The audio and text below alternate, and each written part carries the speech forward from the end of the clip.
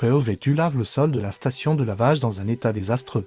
Aujourd'hui, pas de nettoyage de bus ou de camion, mais un grand coup de Karcher sur la piste de lavage. Nous avons vidé le bac de récupération des eaux usées plus tôt dans la journée, et il y a eu 2 ou 3 éclaboussures pendant la manœuvre. Ça ne me dérange pas de faire ça, au contraire, ça me détend. Malheureusement, la différence n'est pas flagrante. Donc pour le côté satisfaisant, on repassera. C'est ce jour-là que j'ai pensé à mettre du colorant alimentaire sur le sol, en espérant que ça se mélange à l'eau et rende le tout plus agréable à regarder. Mais ça n'a pas du tout fonctionné et il reste des traces jaunes, vertes et rouges sur le sol depuis. Pour les habitués de la chaîne qui se demandent où est Monsieur Ballet, je n'ai pas besoin de lui aujourd'hui. Et il n'avait pas trop la tête à ça de toute façon.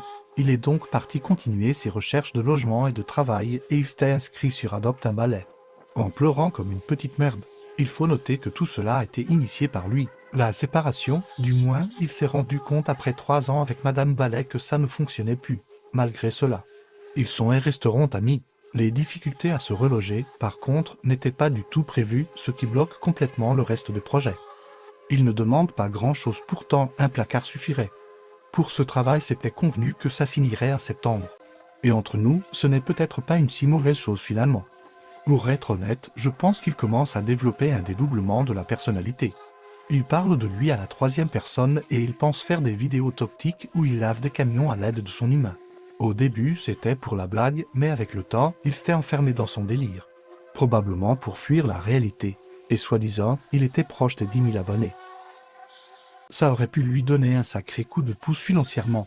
Je ne sais pas combien rapporte 6 millions de vues. Mais c'est ce qu'il a fait depuis la création du compte, bénévolement du coup, mort de rire. En tout cas, il remercie infiniment les 8000 premiers abonnés et tous les futurs abonnés.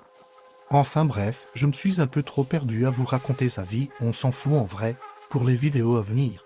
Je vous montrerai comment nous avons vidé le bac de récupération des eaux souillées et pourri la piste de lavage, suivi du nettoyage tant attendu de ma voiture, qui commence à ressembler à un spot d'urbex, ainsi que le nettoyage de l'intérieur d'une citerne pleine de craie.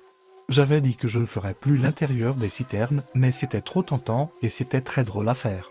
Et voilà, j'ai enfin fini ma séance de psy. Merci à vous, docteur, de m'avoir écouté. Et je vous dis à bientôt pour une nouvelle vidéo.